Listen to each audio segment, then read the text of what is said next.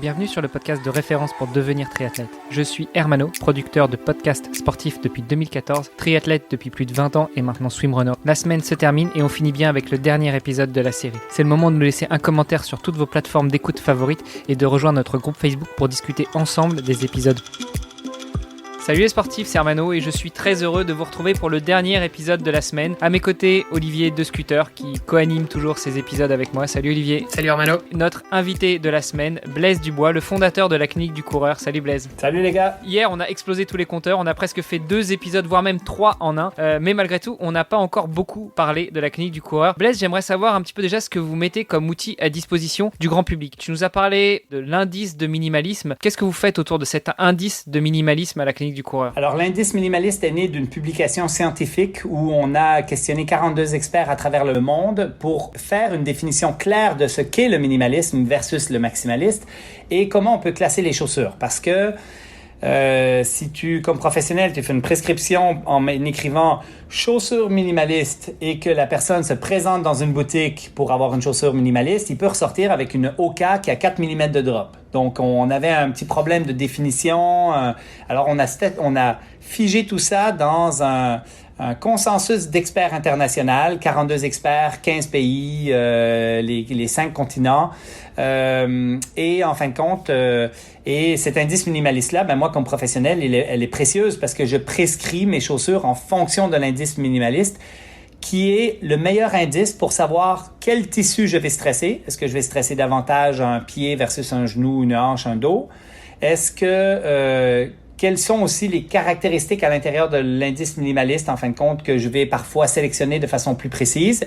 Exemple, pour la performance, je vais dire une chaussure légère, et ainsi de suite, parce que l'indice minimaliste, c'est 5 critères qui sont le drop, l'élévation au talon, le stack, c'est l'épaisseur de façon générale de la semelle, les technologies de contrôle de la pronation, la flexibilité et le poids, qui est le critère numéro 5. Donc voilà, donc c'est un outil, en fin de compte, beaucoup pour les professionnels de la santé, mais le coureur averti qui veut se positionner puis savoir, ben sur le site, il peut aller rechercher les chaussures avec les indices minimalistes. On en a plus de 2500 répertoriés et voilà. C'est assez génial d'ailleurs comme outil. Je l'utilise systématiquement dès que je veux tester des nouvelles chaussures, que ce soit en trail, sur piste ou en running normal. Et effectivement, ce qui est intéressant, c'est qu'on peut voir directement, on peut choisir le pourcentage de minimalisme qu'on veut et puis avoir le choix de chaussures. Et moi, je trouve que ça, c'est quand même vachement utile parce que c'est vrai que finalement, pour la plupart des gens, ça va être difficile de mesurer par soi-même l'indice de minimalisme, même si c'est expliqué sur le site. Au moins là c'est fait directement par vous, et je pense que c'est aussi ouvert à d'autres. Il y a d'autres institutions aussi qui peuvent proposer des nouvelles chaussures. Si je me trompe pas, c'est ça? Oui, ben en fait, le truc c'est que l'indice minimaliste c'est un consensus d'experts international. Nous, on est les auteurs et les promoteurs de cet indice-là initialement, mais l'objectif c'est que le plus de monde en utilise. Donc, il y a même des boutiques en France qui indiquent l'indice minimaliste sur leurs chaussures. Donc, quand tu rentres dans la boutique, en fin de compte, c'est facile de trouver l'indice minimaliste correspondant. Et je veux préciser, un indice minimaliste de 100%, c'est parce que la chaussure est plus minimaliste. C'est pas parce qu'elle est meilleure, c'est parce qu'elle est plus minimaliste. Et moi, m'arrive pour des conditions particulières de dire je voudrais une chaussure avec un indice minimaliste de 30 à 50% parce que j'ai envie d'avoir de l'amorti, de l'absorption, parce que j'ai une condition de pied qu'il faut que je protège et ainsi de suite. Donc, c'est un indice qui nous aide à prescrire, à recommander des chaussures, à faire des choix plus éclairés, sans nécessairement que ça soit un indice qui nous dit si c'est mieux ou si c'est moins bien. Et même une chaussure 100% minimaliste ne sera pas aussi minimaliste qu'un pied nu finalement. Alors, une chaussure reste une chaussure. Et c'est sûr que si jamais vous voulez vraiment développer des comportements de modération d'impact super efficaces, le mieux reste le pied nu sur des surfaces fermes en plus et non pas sur du sable ou du terrain de foot, mais vraiment sur du bitume pour développer ces bons comportements-là. Donc, effectivement, il y a encore un espace, une distance entre la chaussure la plus minimaliste et le vrai pied nu. C'est d'ailleurs quelque chose qui doit se faire de manière très progressive. Moi, en général, ce que je fais, je cours pas pieds nus de manière générale. C'est vrai que j'ai des chaussures moi-même, même si j'ai tendance à aller vers quelque chose de plus en plus minimaliste. Mais dès que je peux, après mes entraînements pour pour mon retour au calme, en général, j'ai tendance à enlever mes chaussures et terminer les 10, 15, 20 dernières minutes pieds nus dès que je peux. Et je pense que c'est une excellente idée. Et quand les athlètes l'intègrent de façon systématique dans l'entraînement, je le recommande souvent au début de l'entraînement, plutôt qu'à la fin dans le cool-down. Okay. Donc, en fait, les pieds sont un peu moins moites, un petit peu plus tolérants. Et en fin de compte, on intègre immédiatement des comportements de modération d'impact plus efficaces. Et quand on enfile les chaussures, on garde une certaine mémoire de ces quelques minutes passées pieds nus à courir un petit peu plus efficacement. Et il y a vraiment tout un intérêt, je pense, même pour la performance, même si on n'en discute pas beaucoup, d'intégrer du pied nu dans l'entraînement. Non seulement dans l'aspect prévention des blessures, amélioration de la technique de course, mais aussi solidification des structures et amélioration du dynamisme au sol, de l'économie de course et ainsi de suite. Ben écoute, je note, je prends bien note effectivement et j'intégrerai ça dans mes échauffements dès à présent. Rassure-nous, il est jamais trop tard, j'aime pas employer ce mot, mais il est jamais trop tard pour transiter vers la course pieds nus, pour revenir aux sources. Non, jamais trop tard. La seule chose, c'est que selon vos habitudes, selon vos antécédents, soyez prudents. Donc moi, à mes patients, le conseil, c'est 1 minute de plus par entraînement. Et souvent, c'est maximum 2 minutes totales de plus par semaine. Donc, si le mardi et le jeudi, tu es sur la piste à faire tes intervalles et tu vas intégrer un peu de pieds nus parce que c'est facile pour toi, la première fois, tu fais 1 minute, la deuxième, tu fais 2 minutes. Et puis, la semaine suivante, tu pourras faire du 3 et du 4. Donc, on est très prudent dans l'intégration du pied nu et des chaussures minimalistes pour s'assurer que l'individu, en fin de compte, qui fait cette transition, ne se blesse pas. Parce qu'elle est à risque par les habitudes qu'elle a depuis de longue date de s'être déconditionnée par le port chronique de chaussures maximalistes. Une question par rapport aux actions que vous menez aussi avec la clinique du coureur. Est-ce que vous faites de la prévention, enfin plutôt du lobbying auprès des différentes fédérations nationales ou internationales de course à pied, de triathlon ou autres, pour justement autoriser les courses pieds nus? Parce qu'en triathlon, par exemple, suivant les fédérations nationales, il n'est pas toujours autorisé de faire des courses pieds nus. On est obligé de porter des chaussures. Alors, que ce soit un maillot, le torse nu, ça, je pense que ça tombe sous le sens. Mais en course à pied, qu'est-ce qui pourrait nous interdire de courir pieds nus finalement? Ça nous ferait gagner du temps aussi en transition. Alors, ça fait aucun sens d'un point de vue scientifique. On organise une course de trail. Alors, dans le site web de la course de trail, on écrit si vous désirez courir pieds nus, à vos risques et périls, vous pouvez le faire comme vous voulez. Et si vous voulez courir avec des Hoka, à vos risques et périls, vous pouvez le faire aussi si vous voulez. C'est un choix extrêmement personnel. Et c'est complètement ridicule qu'une fédération statue là-dessus avec l'idée probablement qu'il y a un risque relatif par rapport aux blessures, parce que c'est probablement de ça qu'elle veut se protéger. Et il faut savoir que ceux qui décident de courir pieds nus, habituellement, c'est en toute connaissance de cause, et c'est parce que, justement, ils ont pris des habitudes, et ils ont l'habitude de courir pieds nus. Alors, de souvenir, c'est votre triathlète super fort qui a viré trail, là, qui vient de l'île de la Réunion. Et qui avait gagné un sprint.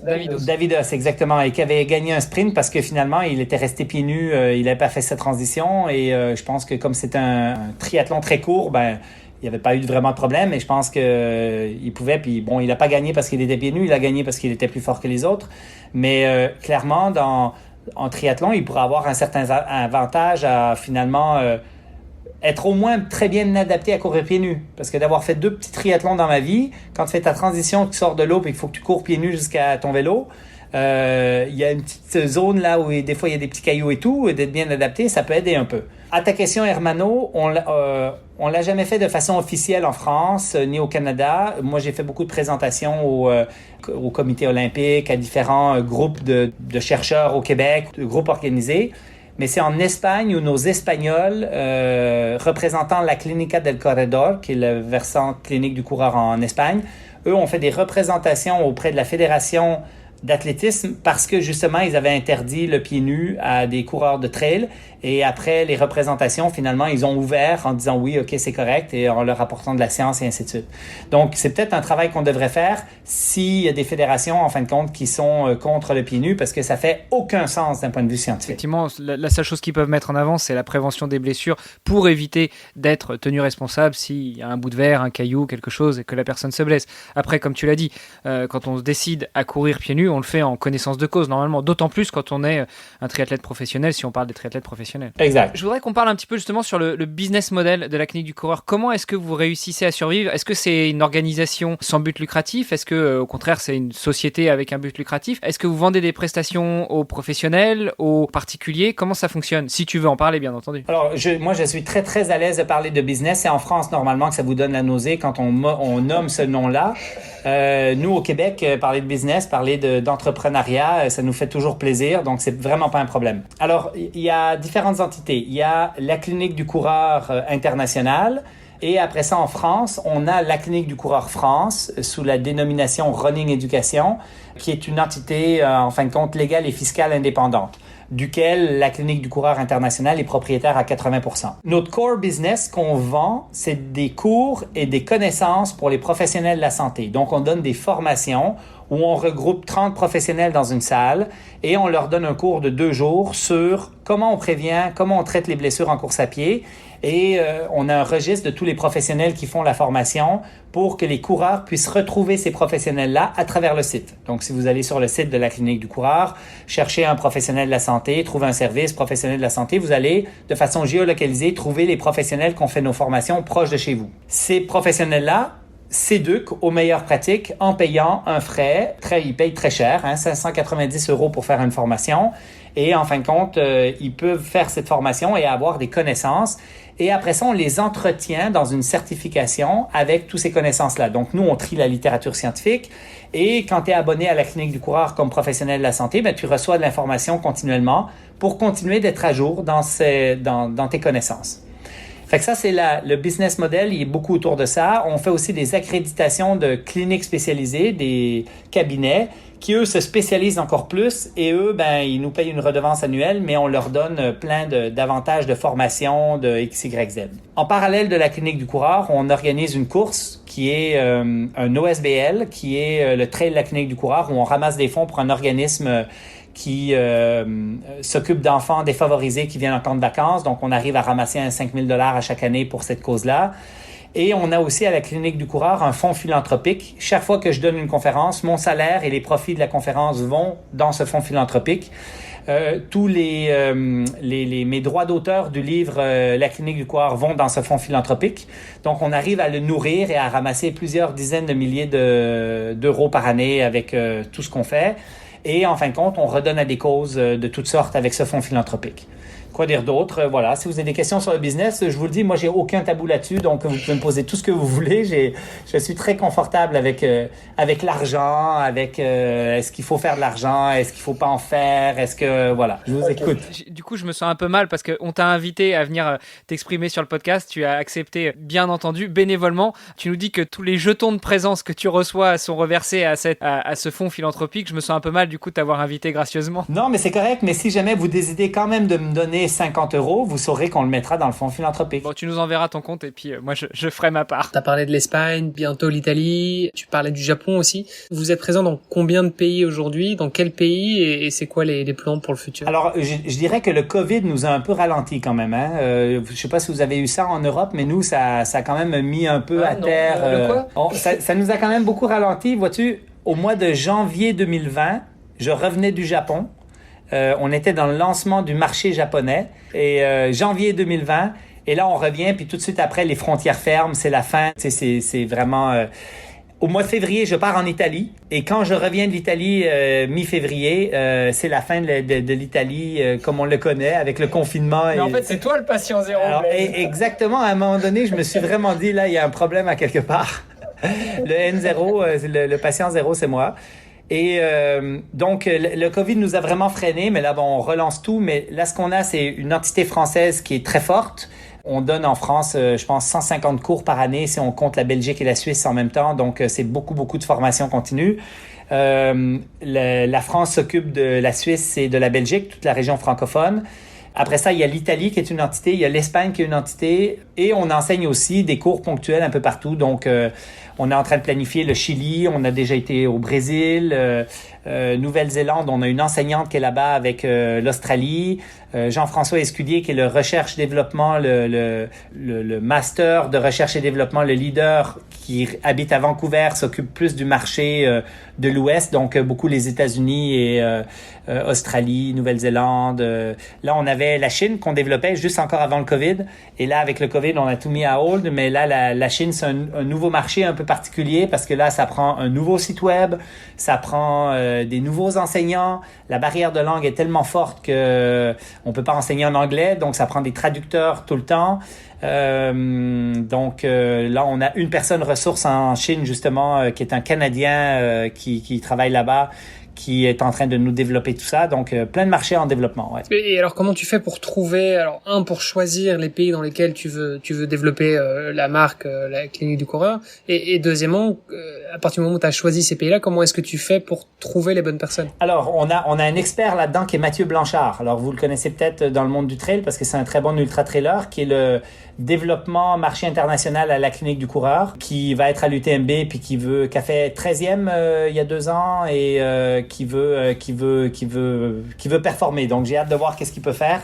Ça va être intéressant. Mathieu, en fin de compte, a des gros documents Excel. C'est un ingénieur de formation. Hein. Donc lui, il se fait des documents Excel avec des facteurs prédictifs de succès dans les marchés, avec 20 critères, avec plein de trucs. C'est assez complexe, mais il y a des marchés où on sait que ça va décoller. Il y a des marchés où on a un peu de réserve parce qu'on dit, pour plein de différents facteurs, ça va être plus difficile. Et après ça, bien évidemment, souvent on va donner un cours initialement. Alors on organise le cours, mais dans les cours, on fait des contacts, on rencontre des gens. On a dans les cours des professionnels de la santé qui sont allumés, éveillés. Alors je reviens à mes 2 Français qui gèrent la compagnie française. Je les ai rencontrés dans des cours et quand j'ai rencontré Flavio et Florence, je me suis dit, si on veut lancer la France, ça prend un duo, c'est un gros marché. Ça prend un duo, un gars, une fille, un coureur de route, une coureuse de trail, un coureur de 5 km, une coureuse d'ultra trail, avec des compétences très complémentaires. Et là, je les ai rencontrés en disant, est-ce que vous avez envie de rentrer dans l'aventure de la clinique du coureur? Et il faut savoir que la clinique du coureur, c'est une entreprise affranchie, sans hiérarchie, très collaborative. On travaille en cellule. Donc, quand on lance la France, on est tous à égalité et on lance ce marché-là avec des passionnés qui ont envie de s'investir. On sait un jour qu'on va faire des sous puis qu'on va pouvoir se payer adéquatement, mais au début, on se lance toujours dans une aventure par passion d'abord et avant tout. Et c'est ça, je pense, qui fait la richesse de la clinique du coureur, c'est que dans tout ce qu'on a fait, là, l'Italie est en train de se développer en accéléré. C'est des passionnés locaux qui sont en train de monter l'Italie, parce que si on y allait purement d'un point de vue business, comme on fait du business, ça marcherait probablement pas. Là, tu nous as donné quelques noms de pays où vous êtes présents. Est-ce que vous êtes aussi présent sur le continent africain? Parce qu'on pourra dire ce qu'on veut, mais souvent, en tête de course, on retrouve pas beaucoup de ces fameux caucasiens blancs adaptés à porter des chaussures dont tu parlais, et bien loin de moi les clichés. Est-ce que vous vous développez aussi sur le continent africain ou sur d'autres continents, dans d'autres pays dits en voie de développement? C'est peut-être la région qui en a le moins besoin finalement. Exactement. Ils n'ont pas besoin de nos conseils de bonnes techniques de course et de pas de chaussures. Ils ont souvent pas trop de chaussures et des bonnes techniques de course. On a été en Afrique du Sud enseigner. Si le COVID n'avait pas existé, on serait allé faire l'expérience 3.0, la clinique du coureur au Kenya. Et c'est toujours dans les plans, donc on est en conception là-dessus parce que dans le business model, je vous ai pas dit tout à l'heure, mais on donne des cours en présentiel dans les pays, mais après ça, il y a les cours avancés qui sont 10 jours au Québec. Les gens viennent entre 7, 8 à 10 jours et ils viennent, on les nourrit, on les loge. On a 12 experts qui font plein de cours de toutes sortes sur la physiologie, sur la nutrition, sur plein de choses. Et c'est vraiment une semaine complète d'activités, de formation et ainsi de suite. Ça, c'est le 2.0. On fait 4 groupes de Français à chaque année avec ça, donc des professionnels de la santé qui peuvent venir faire cette formation-là quand ils ont fait les prérequis du 1.0 en France, en Suisse, en Belgique, ailleurs.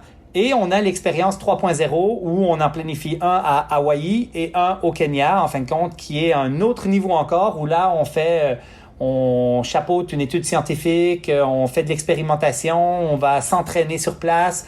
Et il y a aussi de la formation, bien évidemment, au Kenya, ça va être vraiment sur l'entraînement, la physiologie, les philosophies d'entraînement. Puis quand on va être à Hawaï, c'est plus sur bouger naturellement, on va avoir du jeûne d'intégrer, il y a plein de choses comme ça. Et les 3.0, c'est Michael Preti à la Clinique du Coureur qui est un peu l'instigateur et le penseur de tout ça, donc qui est en train de faire avancer tout ça. Encore une fois, le COVID nous a un peu ralenti dans nos projets, mais ça va venir prochainement. Donc le 3.0, il faut avoir fait le 2.0 et pour faire le 2.0, il faut avoir fait le 1.0. Est-ce que il faut être professionnel de la santé pour faire ça ou n'importe qui a des velléités, qui veut en apprendre plus, qui veut transmettre ou qui veut se former peut le faire? Alors le 1.0, même s'il est construit pour les professionnels de la santé, il y a 80% de son contenu qui est approprié pour un coureur qui veut vraiment en apprendre plus. On a toutes sortes de gens qui sont venus dans ce cursus de 1.0. C'est un cours de 2 jours. Pour faire le 2.0, il faut absolument avoir fait le 1.0. Le 2.0, si tu n'es pas professionnel de la santé, tu n'auras pas beaucoup de plaisir autre que pour les restos, les soirées et tout ça. Mais pour le cursus, en fin de compte, c'est très porté clinique. Donc, on ne regroupe que des professionnels de la santé. Par contre, pour le 3.0, il va être ouvert au 2.0, bien évidemment, qu'attendent la prochaine expérience, mais on va l'ouvrir probablement plus large à ceux qui auront vécu le 1.0, puis qui ne seront pas venus au 2.0, puis qui ne seront peut-être pas des professionnels de la santé, vont pouvoir faire le 3.0. Et on organise, je vous ai pas tout dit là parce qu'il y a plein d'autres choses, mais on va avoir aussi de la survie au Québec au milieu de l'hiver. Il y a plein de choses comme ça. Donc là, on va certainement accepter plus de gens qui ont envie de vivre des expériences à travers la Clinique du Coureur et non pas seulement des professionnels de la santé. Donc oui, les gars, vous pourrez vous inscrire à un 3.0 à un moment donné. Bon, super. Moi, je suis en pleine reconversion professionnelle, personnelle, sportive et tout, donc je prends bonne note. Messieurs, je pense qu'on peut en rester là pour aujourd'hui, même pour la semaine. C'était vraiment un échange très instructif et que j'ai beaucoup apprécié. Encore une fois, Blaise, je te remercie pour tous ces échanges, pour cette franchise, pour ce partage, pour le temps que tu nous as accordé. N'oublie pas de nous envoyer ton compte en banque pour qu'on puisse contribuer au fonds philanthropique. Où est-ce qu'on retrouve la Clinique du Coureur, même si je doute qu'il y ait des gens qui ne sachent pas, mais comment est-ce qu'on vous retrouve? Alors sur Google, vous marquez la Clinique du Coureur et vous allez tomber sur le site qui est lacliniqueducoureur.com. Et via le site web, vous avez tout ce qu'il faut. Vous avez nos connexions de tous les médias sociaux. Vous avez beaucoup d'informations éducatives gratuites. Donc, il y a plein de vidéos éducatives. Il y a plein de choses essentielles comme c'est quoi la quantification du stress mécanique, c'est quoi l'indice minimaliste, comment bien courir pour pas se blesser. Il y a beaucoup de choses sur le site qui sont gratuits et accessibles à tout le monde. Et si jamais vous avez besoin d'un service de professionnel de la santé, vous avez le registre de tous ceux qui ont été formés par la Clinique du Coureur. Donc, proche de chez vous, en fin de compte, vous pourrez trouver une boutique, une clinique, un cabinet avec un professionnel, avec un entraîneur qui vont pouvoir répondre à votre besoin. Je vous ai pas dit non plus, mais il y a une autre chose. Il y a Coaching du Coureur. Donc, le Coaching du Coureur, on l'a parti au Québec. Ça arrive en France dans la prochaine année. On fait du coaching. En fin de compte, il y a tout un groupe de coachs formés aussi par la Clinique du Coureur qui vont pouvoir faire du coaching personnalisé. Donc, plein de synergies qui vont se développer. Tu me parlais, Hermano, d'une redirection de carrière. Donc, il faudra voir comment on peut marier certaines choses ensemble. Mais clairement, Coaching du Coureur, allez explorer ça. On a un partenariat avec Nolio et on fait du coaching. C'est vraiment cool. Nolio, on l'a reçu aussi dans Nakan. Et puis, il va falloir qu'on les reçoive, un de ces quatre, les gars de Nolio. Ils opèrent aussi dans le triathlon. Exactement. Génial. Blaise, un grand merci en tout cas d'avoir accepté notre invitation, d'avoir partagé autant de choses. Je pense que ce sera une série d'épisodes à écouter, à réécouter plusieurs fois.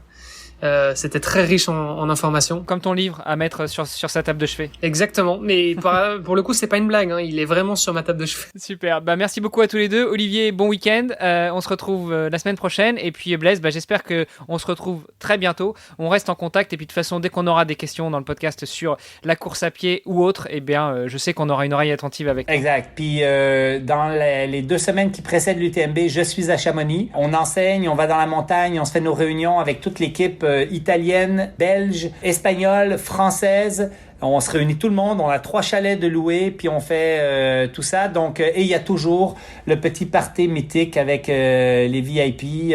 Donc, vous êtes invités à Chamonix pour venir nous rejoindre. Vous avez mes coordonnées, mes numéros, donc vous m'appellerez, on ira marcher et courir dans la montagne. Ça marche. Super, écoute, je note. Salut Blaise. Merci beaucoup Blaise, à très bientôt. Ciao guys. Salut Blaise. Ciao. Merci d'avoir écouté cet épisode et peut-être même cette série hebdomadaire jusqu'au bout. N'oubliez pas de rejoindre notre groupe Facebook pour discuter avec les invités, commenter et poser vos questions. Et Olivier et moi, nous vous répondrons dans un prochain épisode. Bon week-end et à la semaine prochaine. Salut les sportifs!